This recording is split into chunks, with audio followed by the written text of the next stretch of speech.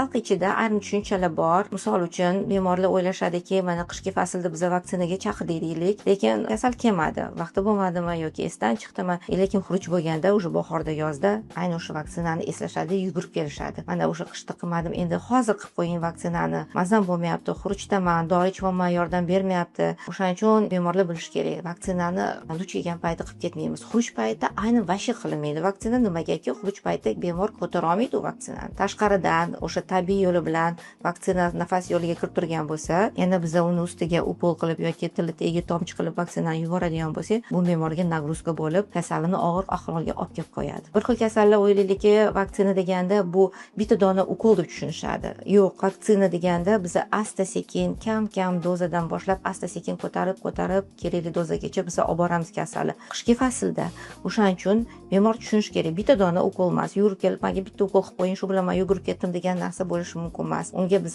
bemorimizni kuzdan tayyorlab boramiz, tekshiruvlardan o'tkazamiz. Tekshiruvlar deganimizda bizga bemorga testlar qo'yiladi, yoki qondanmi yoki badanigami in vivo in vitro tekshiruvlarimiz bor o'ziga yarasha. O'shalar natijasiga qarab, javobiga qarab, keyin har bitta bemorga o'ziga personalniy dori yasaladi. Qish faslida bo'ladi. Kamida bizga 3 oy vaqt ajratish kerak bo'ladi o'sha vaksinaga. Keyin davomiyligi 3 oy bo'lsa, 1 yil ichida, undan tashqari uzluksiz 5 yil davomigacha vaksinani olish kerak bemorlarimiz. Bu degani, bu kasal o'ziga e'tibor bilan qarab, yildan yilga vaksinani akkuratni olib borish shart bo'ladi.